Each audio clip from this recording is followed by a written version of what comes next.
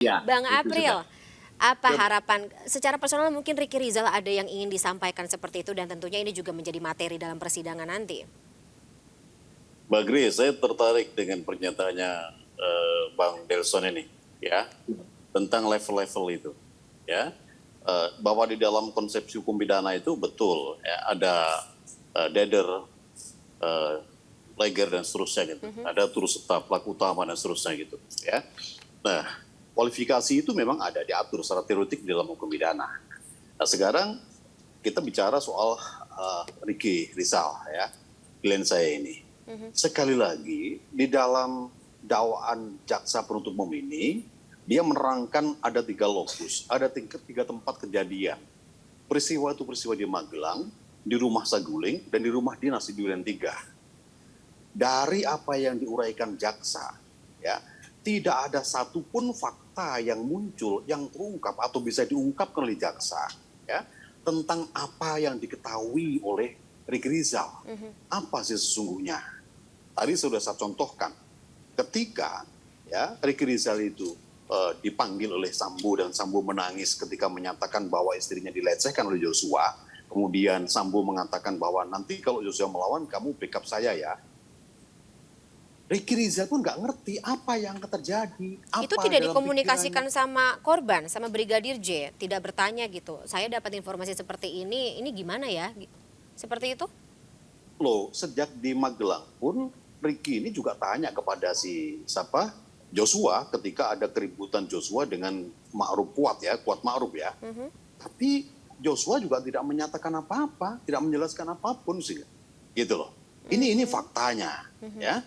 Nah, kemudian ketika Sambo memerintahkan kepada si siapa Ricky Rizal untuk manggil Baradae, dia pun juga nggak ngerti apa yang akan dilakukan, apa yang akan diperintahkan oleh Sambo kepada si Baradae. Dia nggak ngerti sama sekali. Jadi melakukan Pertanyaannya, saja, tidak bertanya apa motif atau apa alasannya seperti itu, Bang? sama sekali nggak perbuatan aktif apa yang dilakukan. Justru yang sekarang Mbak Grace perlu saya sampaikan, ya ini supaya publik mengetahui, keluarga korban juga mengetahui. Sejak di Magelang, ya, Bribka RR ini sudah mengambil inisiatif yang sangat positif. Apa itu? Ketika mengetahui ada keributan antara Kuat Ma'ruf dengan Joshua, ya, dia sebagai nalurinya sebagai polisi, dia langsung mengamankan 2 senjata miliknya si Joshua, yaitu Glock sama laras panjang. Ya, ini adalah sikap antisipatif dia. Ya, karena apa? Faktanya memang si Ma'ruf ini bawa senjata, bawa pisau, mengancam si siapa ini RR, mengancam si Joshua gitu. Nah, ini diambil langkah positif ini gitu. Ini kan bagus ini. Sejak di Magelang dia sudah mengambil langkah-langkah yang beretikat baik. Tapi Ya, senjatanya jangan Kuat sampai Ma'ruf tidak diamankan, Bang April? siapanya? Senjata Kenapa? yang dipegang oleh Kuat Ma'ruf tidak diamankan.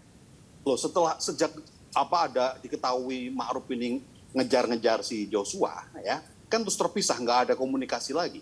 Kuat Ma'ruf kemana, ya Joshua kemana, kemudian RR juga sibuk dengan mengamankan senjata itu. Itu faktanya. Yang kedua, saya perlu sampaikan juga, kalau tadi Bung Delson menyinggung masalah kausalitas, apalagi kalau ditarik dalam teori kausalitas. Apa yang dilakukan oleh RR ini sehingga Joshua meninggal dunia? Nggak ada sama sekali. Hubungan sebab akibat ini secara faktual tidak muncul di situ dan tidak mampu diuraikan oleh jaksa di dalam surat dakwaannya karena memang tidak ada fakta itu. Tetapi lepas apapun, Mbak Grace ya, tentu saya bersama tim dan RR juga sangat berduka ya atas kejadian ini. Ya, apalagi RR. Joshua adalah sahabatnya. Tetapi ini adalah persoalan hukum. Ya, ada suatu pertanggungjawaban manakala memang itu bisa dibuktikan. Nah, ini yang harus kami lakukan. Gitu loh ya. Ini persoalan hukum yang tidak bisa kemudian orang Jawa mengatakan digebyah-uyah, dipukul rata bahwa ini pasti bersalah. Nggak bisa seperti itu. Baik, itu juga sebenarnya yang kita, ya kalau saya pribadi juga sedikit ingin bertanya terkait dengan secara personal apa yang dialami, apa yang dirasakan oleh Ricky Rizal gitu. Ketika kasus ini menewaskan salah satu rekan terbaiknya atau katakanlah rekan terdekatnya dalam pekerjaan seperti itu. Apa yang dirasakan, apakah juga akan disampaikan nanti dalam persidangan?